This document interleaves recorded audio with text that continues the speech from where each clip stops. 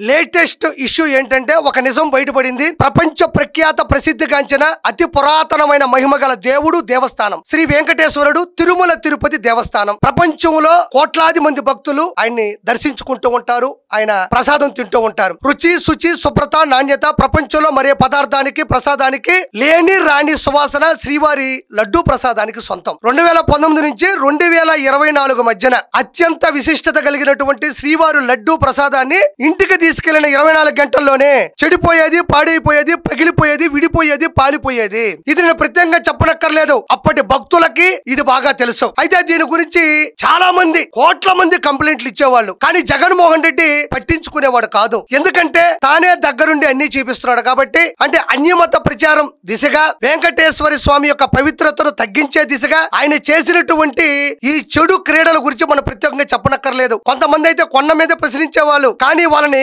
కొండ వెనక భాగానికి తీసుకెళ్లి భయంకరంగా కొట్టించేవాడు. కాకపోతే వాళ్ళు భయపడిపోయి వాళ్ళు ఒకటే కోరుకున్నారు, అప్పటి ప్రజల భక్తుల నోట ఒకటే మాట, చంద్రబాబు నాయుడు గారు సీఎం అవ్వాలి, తిరుమల తిరుపతి కొండ బాగుపడాలి అని గట్టిగా మొక్కుకున్నారు, మొక్కులు తీర్చుకున్నారు. ఆ మహానుభావుడి ఆశీస్సులతో, ప్రజల ఆదరణతో 2024 జూన్ 4వ తారీఖున చంద్రబాబు నాయుడు గారు గెలవగానే, జూన్ 12న ముఖ్యమంత్రిగా ప్రమాణ స్వీకారం చేయగానే వెంటనే చంద్రబాబు నాయుడు గారి చొరవతో, సుప్రీంకోర్టు ఆదేశాలతో సిట్ బృందం అంటే 5 మంది వ్యక్తుల సమూహంతో, అంటే సిబిఐ డిపార్ట్మెంట్ సంబంధించిన వాళ్ళు 2, state special police officers 2, food safety officers 1, ఈ 5 మంది బృందంతో ఒక సిట్టు బృందం ఏర్పాటు చేసి లోతుగా వెళ్లి ఇన్వెస్టిగేషన్ చేసి నిజానిజాలని కనిపెట్టి నివేదిక సమర్పించవలసిందిగా ఆదేశాలు జారీ చేయడం జరిగింది. అయితే సిట్టు బృందం అంటే చట్టం తన పని తాను చేసుకుంటూ పోతుంది కాబట్టి సిట్టు బృందం ప్రతిరోజు మనకు రోడ్ల మీదో ఇంటి ముందో కనబడదు,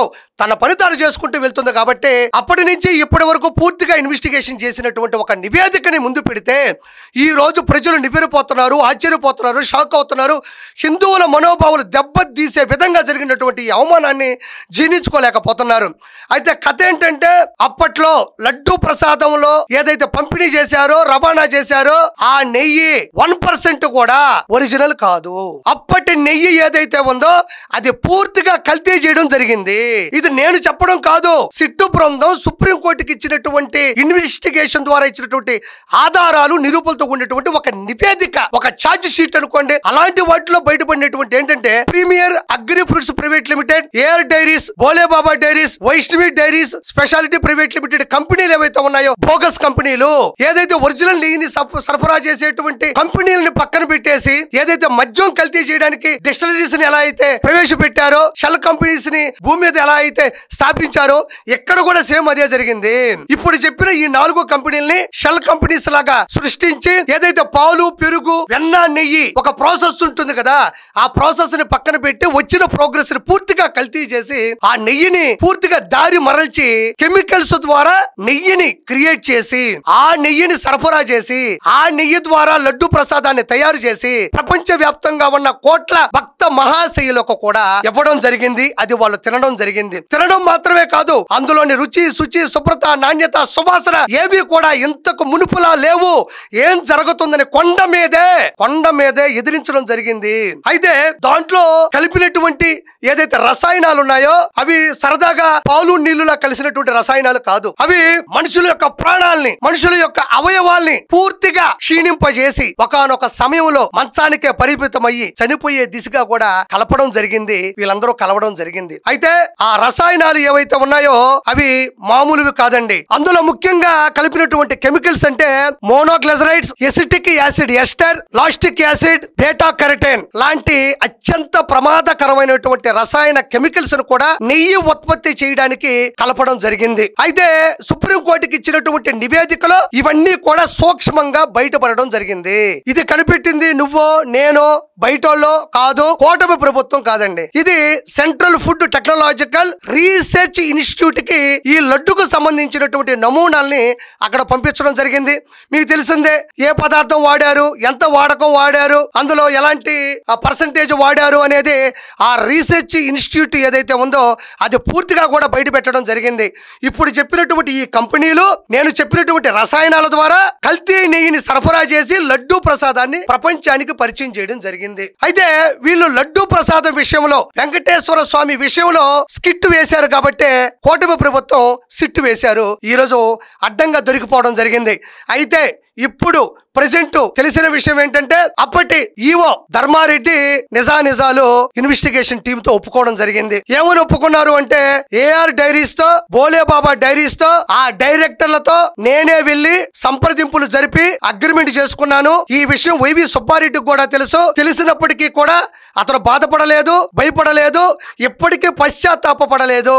ఆ పశ్చాత్తాపానికి నా ప్రాయశ్చిత్తం ఏంటి అంటే నేను నిజాల్ని ఒప్పుకుంటాను అని ఆయన బహిరంగంగా వాళ్ళకి స్టేట్మెంట్ ఇవ్వడం కూడా జరిగింది. అయితే జగన్మోహన్ రెడ్డి ఒక్క లడ్డూ ప్రసాదం విషయంలో మాత్రమే కాదు, అప్పట్లో 2019 నుంచి 2024 మధ్యన అన్న ప్రసాదాన్ని నాసిరకం చేశాడు, అక్రమంగా టెండర్లు వేసి వ్యాపారం చేశాడు, పూజారుల్ని పీడించాడు, పైన అన్యమత ప్రచారాన్ని విస్తృతం చేశాడు, కింద నుంచి పైకి వెళ్ళేటువంటి సామాన్య భక్తులకి పులి భయాన్ని ఇచ్చి చేతుల కర్రిచ్చి ఆయన ఫోటో వేసుకున్నాడు. దీంతో పాటు పైన మద్య మాంసాలను కూడా వాళ్ళు విక్రయించారా, తిన్నారా అనేది నేను పూర్తి స్థాయిలో చెప్పలేను, కానీ 100% పైన పరిచయం చేయడం జరిగింది. పైకి వెళ్తే మీరు నమ్మరు, కానీ అక్కడ గుట్కాలు కావచ్చు, మట్కాలు కావచ్చు, సిగరెట్లు కావచ్చు అక్కడ కనబడుతూ ఉండేటివి కింద పడి తింటూ ఉండేవాళ్ళు. కాబట్టి నేను చెప్పేది ఏంటి అంటే ఓవరాల్ గా జగన్మోహన్ రెడ్డి ఆధ్వర్యంలో వైవి సుబ్బారెడ్డి, కరుణాకర్ రెడ్డి, ఈవో ధర్మారెడ్డి వీళ్ళందరూ కూడా కొమ్మక్కై కూడా నెయ్యిలో పూర్తి స్థాయి రసాయనాలతో దాన్ని కల్తీ చేసి ప్రపంచానికి లడ్డు ప్రసాదాన్ని పరిచయం చేయడం జరిగింది. జగన్మోహన్ రెడ్డి ఈ విషయానికి సంబంధించి ఒక సమావేశంలో ఏం మాట్లాడో ఒకసారి విందాం. ఇటువంటి రిపోర్టు ఏదైనా cow suffering from serious under feeding అంటే ఒక ఆవు అండర్ ఫీడింగ్ లో ఉన్నప్పుడు, సరిగ్గా తిండి తిననప్పుడు, ఆవులో నుంచి పాలు తీసినప్పుడు కూడా ఇలాంటి రిజల్ట్సే వస్తాయంట. ఇవన్నీ రిపోర్ట్ లో వాళ్ళు డిస్క్లైమర్స్ కింద రాసినారు. ఇదేదో ఖచ్చితమైన రిపోర్టా అంటే అది కాదు. అబ్బా ఏం చెప్పాడయ్యా, ప్రపంచ ఆవుల ఆరాధ్య దైవం జగన్మోహన్ రెడ్డి. ఆవుల ఆత్మకథ రాయాలన్నా, బయోపిక్ తీయాలన్నా జగన్మోహన్ రెడ్డి ఒక్కడికే సాధ్యం. ఆవులు దగ్గర తీసుకొని బతివులాడి అడిగినా కూడా ఎంతో గొప్ప విషయాలు చెప్పబోయా. ఆవులు సరైన ఆహారం తినకపోతే పాలు కల్తీ వస్తాయని చెప్పినటువంటి కల్తీ రెడ్డి జగన్మోహన్ రెడ్డి. కాబట్టి ఆవుల గురించి చెప్పాలన్నా, ఆవుల గురించి ఆరా తీయాలన్నా ఒక జగన్మోహన్ రెడ్డికే సాధ్యం. లక్షల కోట్ల రూపాయలు లూటీ చేయడానికి అడ్డమైన గడ్డి తిన్నట్టుగా ఏ ఆవు, ఏ గోవు అడ్డమైన గడ్డి తినవు. ప్రకృతి సహజ సిద్ధమైనటువంటి ఆహారాన్ని అవి భుజిస్తాయి తప్ప జగన్మోహన్ రెడ్డి లాగా అడ్డమైన గడ్డి తిని ఆంధ్రప్రదేశ్ ని 14 లక్షల కోట్ల రూపాయల అప్పుల్లో ముంచినట్టుగా ఆవులు, గోవులు, బర్రెలు ఏవి కూడా అడ్డమైన గడ్డి తినవని నేను మనస్ఫూర్తిగా చెప్తున్నా. గుర్తుపెట్టుకో జగన్మోహన్ రెడ్డి, నువ్వు చేసిన పాపం, నీలో ఉన్న లోపం రానున్న రోజుల్లో నిన్ను జైలుకు పంపించబోతుంది. 2019 నుంచి 2024 మధ్యన అప్పటి భక్తులు, అప్పటి ప్రజలు కొండ మీదకు వెళ్లి తిన్నటువంటి ప్రసాదం సాక్షిగా నువ్వు ఏ పొరపాటు చేశావు, నువ్వు ఎంత దొంగతనం చేశావు, ఎంత లూటీ చేశావు, పవిత్రతను ఎంత దిగజార్చాలనుకున్నావు, పవిత్రతను ఎంత నాశనం చేద్దాం అనుకున్నావు అనేది ప్రత్యేకంగా చెప్పనక్కర్లేదు. కాబట్టి 100% దీనికి సంబంధించిన అధికారులు కావచ్చు, నాయకులు కావచ్చు, ఆఖరికి జగన్మోహన్ రెడ్డి కూడా లోపలికి వెళ్ళబోతున్నాడు. నేను ఎప్పుడూ చెప్పాను ఒక మాట, 2024లో టీడీపీయో, బీజేపీయో, జనసేన కాదు పొత్తు పెట్టుకుంది, వాళ్ళతో పాటు వెంకటేశ్వర స్వామి కూడా పొత్తు పెట్టుకున్నాడు. కాబట్టి వెంకటేశ్వర స్వామి మహిమ బతుకున్నంత కాలం నువ్వు ఎప్పటికీ సీఎం కాదు కదా, మనిషి కూడా కాలేవు. ఆ మహానుభావుడు చంద్రబాబు నాయుడు గారి ఆధ్వర్యంలో ఈ రోజు తిరుమల తిరుపతి దేవస్థానం బిఆర్ నాయుడు గారి మంచి పనుల వల్ల ముందుకెళ్తుంది. కాబట్టి కంపల్సరీ ఈ విషయాన్ని ప్రజలు తెలుసుకోవాలి. జగన్మోహన్ రెడ్డి జైలు పోతున్నాడు. ఎక్కడ మనం ఇంకొకటి ఆలోచించాలండి, మరి చంద్రబాబు నాయుడు గారు మరి పందికొవ్వు కలిసింది, జంతువుల కళేబారాలు కలిసాయి అన్నారు, మరి ఏంటి అని అంటారేమో. మోనోగ్లిజరైడ్స్ అని ఒక రసాయన పేరు చెప్పాను కదండి, ఆ రసాయనం, ఆ కెమికల్ కూడా ఈ పంది వాటి కళేబారాల నుంచి వచ్చేటువంటి కొవ్వు పదార్థాల్లో కూడా ఈ మోనోగ్లిజరైడ్స్ ఉంటాయి. కాబట్టి ఇంకా ఇన్వెస్టిగేషన్ ఉంది, లోతుగా వెళ్తారు, లోపాలను కనిపెడతారు.